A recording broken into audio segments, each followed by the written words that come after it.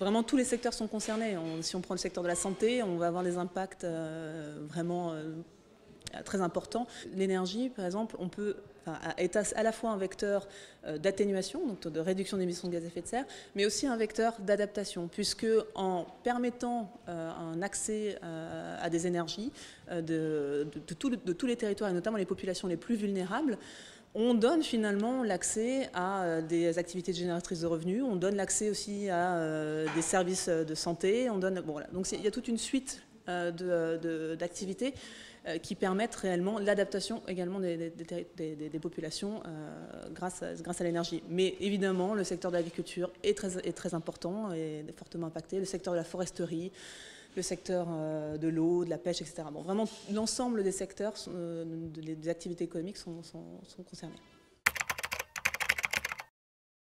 C'est un pilier dans la mesure où ça assure finalement le concept de solidarité climatique, c'est-à-dire que les pays qui sont responsables historiquement des émissions de gaz à effet de serre et de la situation sur les impacts du changement climatique se doivent de mettre l'argent sur la table pour financer un développement climato-compatible.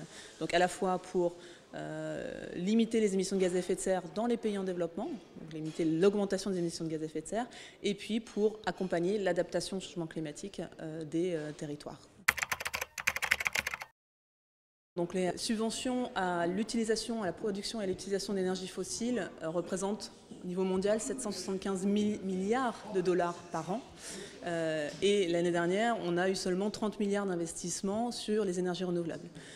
En parallèle, on a les pays du G20 qui consacrent chaque année 70 milliards de dollars pour l'exploration de nouvelles sources d'énergie fossile. Donc, on ne peut pas faire forcément le lien direct entre ces montants-là et les montants d'aide au développement. Par contre, on a besoin d'une cohérence des politiques publiques et surtout d'un réinvestissement, enfin d'un shift, d'un déplacement des investissements vers les énergies fossiles vers des énergies renouvelables, vers un développement climato-compatible. Donc c'est là le lien le plus important. Alors le Fonds vert est effectivement un fonds dédié à la lutte contre le changement climatique avec l'objectif de mieux assurer la synergie en fait, entre les différents financements multilatéraux sur le climat. Donc l'idée c'est d'essayer de faire en sorte d'avoir une seule caisse qui permette de financer les projets de lutte contre le changement climatique. L'objectif à la base qui était en fait pris à Copenhague, lors de la conférence des parties de Copenhague en 2009, c'était d'atteindre 100 milliards de dollars par an d'investissement sur la lutte contre les changements climatiques. Bon, ceci dit, on n'avait pas précisé dans ces 100 milliards quelle était la part du secteur privé, quelle était la part du public, si c'était des dons, des prêts. Bon, on n'était pas tellement rentré dans le détail. À l'heure actuelle, dans le fonds vert, on a à peu près atteint 10 milliards de dollars pour les 3 prochaines années.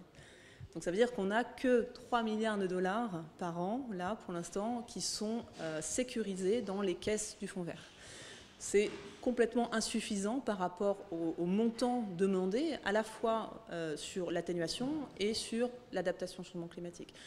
Alors, je ne vais pas vous donner des chiffres sur ces montants demandés, puisqu'ils varient énormément d'un rapport à l'autre, mais on parle en centaines de milliards de dollars annuels. Donc, on est très très loin du compte sur les besoins additionnels liés aux impacts du changement climatique pour l'instant.